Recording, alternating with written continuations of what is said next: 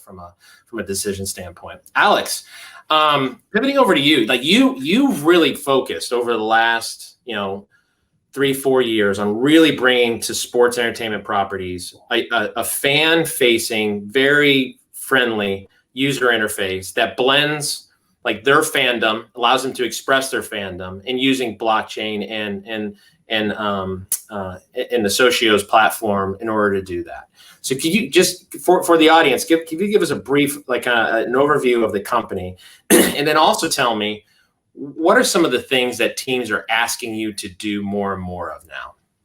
Fair enough. Thanks for asking. So in our case, in the case of Socios.com and Chiliz, I would say we are not NFT companies. We are doing actually fungible tokens. It's not good, it's not bad, it's just different. And the vision, and I like the fact that you use the word leap of faith. We had a leap of faith 3.5 years ago. We work on the fact that 99.9% of sports fans are not in the arena, not in the city, not in the country of the team they are supporting. And in 2021, most of the fans are global. They are in Vietnam, in Korea, in Japan, in Brazil, everywhere in the world. And the question was, what can you give, or what can you offer, rather, to a fan that is scalable, valuable, and therefore digital? It's not content. It's not OTT. We, at least outside of US, it has been proven now that most of fans, casual fans, are not spending money to buy exclusive behind-the-scene OTT content and stuff like this. And the question is, what are the things that are valuable for a fan? And we believe that two things matter for a fan. One is you telling me that I'm a fan. So you are giving me a social status. You are giving me a recognition. And that recognition is translated with us with a token, something we call a fan token, which is this finite amount of supply of Barcelona token. And by owning that Barcelona token, I'm part of the community. There is a limited amount of that. And because I'm part of this community, I'm able to have a power, which is I'm able to vote on some very basic decision, like what is the music in the stadium, what is the design of the bus, the design of the jersey, what is the lucky charm of the captain for the team for tonight, etc., etc. We believe that the future of the sports industry is going from a passive fan to an active fan.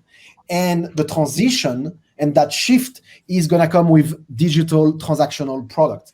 And we believe that fan tokens, what we invented 3.5 years ago, is going to be one of these bridges. It's not going to be the only one, but it's going to be the biggest one. We actually believe that what we do is much bigger than NFTs. And I will explain why.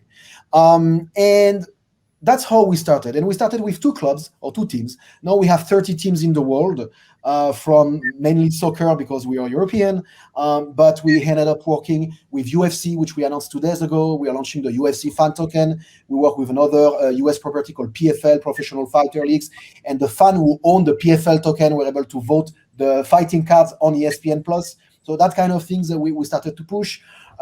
We work with esports team, cricket team.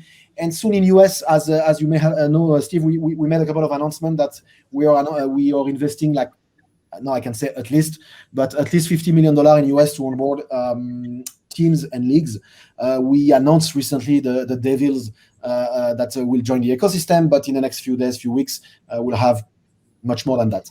And our view is we don't compete with the team's digital initiative, we complete that. We believe that teams will never reach 100% of their audience. It's impossible because the way a team talks to their hardcore fans will always be different the way that the team will potentially talk to their Japanese, Korean, Brazilian, Turkish fans. And therefore, we have a play. We usually say that we are not a domestic play, we are an international play. And Socios and what we do, we have a track record now on being a revenue enabler. And just to finalize on that, what we created with these tokens is scarcity. And as soon as you have something that is valuable, that has scarcity, it means that there is a room for a marketplace. And now we have a marketplace, what we call an exchange theoretically, but we have a marketplace where token holders are trading against each other. But instead of doing that only on our ecosystem, we started to also allow third-party platforms to trade this. And today, I know it's a crazy amount of money, but today the fan tokens of the 30 teams we are working with, and actually let's take Barcelona. I was checking the numbers today, but Barcelona tokens right now, the last 24 hours was traded $25 million.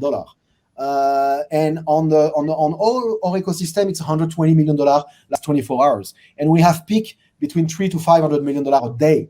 So again, it's completely different from NFTs because NFTs by definition are more unique in that way.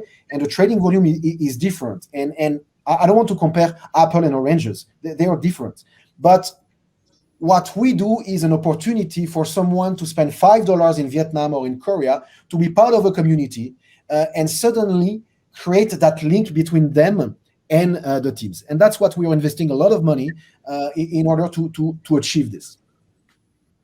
And I like the point of like really what you're trying to do is create essentially an economic system and that activates and empowers fans to be more active versus passive.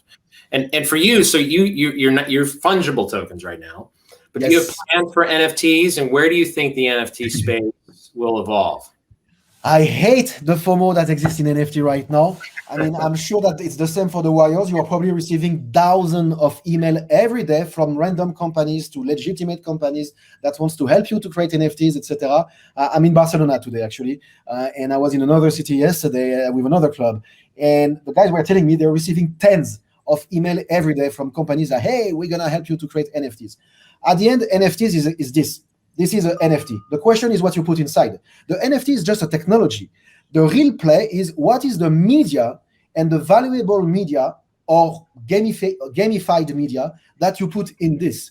And that's the question. In US, it's slightly different because it's very clear who owns what in terms of rights. But in Europe, who owns the right of the broadcasting and the highlights and the goal? Is it the team? Is it the league? Is it the players? There is hundreds of middlemen in this. And it's very, very complicated. And there is a big question mark also. NBA Top Shot was and is, but an amazing anomaly in Q1. It boomed incredibly. The question now is, can it be sustainable? Because we can see the volume every day. The volume today versus the volume 2 months ago is divided by 100, but 50, let's say. So the question is, between the early adopters that we are here on this panel and the mainstream / casual users, how do we educate to onboard these casual users? And that's going to be the main question. The second question, at least for us, is as European, is in Europe, we don't have this culture of trading cards. In US, you have the trading card culture for adults. In Europe, we have these stickers called Panini or whatever, Tops and stuff like this, for kids, but that's a kids business. There is not a single country in Europe where we will trade these kind of things. So there is also a big question mark about are NFTs, the way it's defined right now, and with like these highlights and moments, which is very cool, are they scalable in the rest of the world? I don't have the answer.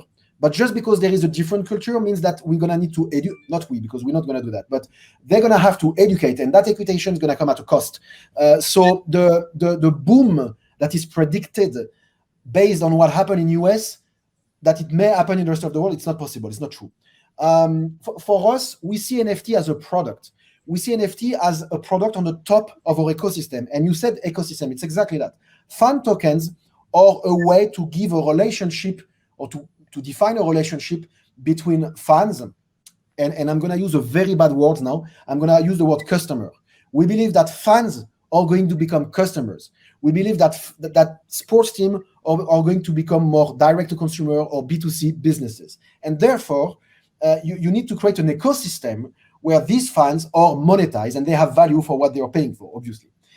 The way we're going to do NFTs, and we don't want to compete with Sorare, we don't want to compete with Dapper, we have our niche of fan tokens. On top of that, we're going to use the tech of NFT, of course. We may gonna even buy NFTs from other parties in order to feed our user base.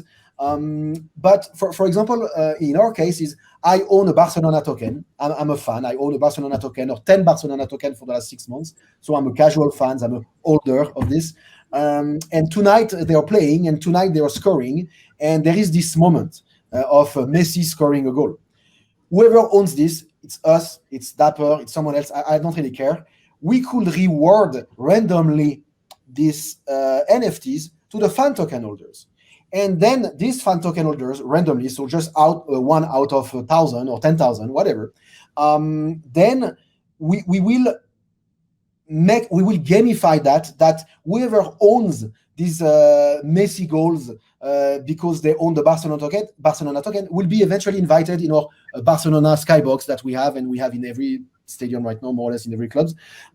So my point here is we as a Socios, we're not going to do collectible as collectible because that's not our culture. And there are people who will always do that better than us. We're going to focus on the fan engagement and fan monetization, something that is slightly more transformational, more challenging, but also much bigger as a market. That's great. And so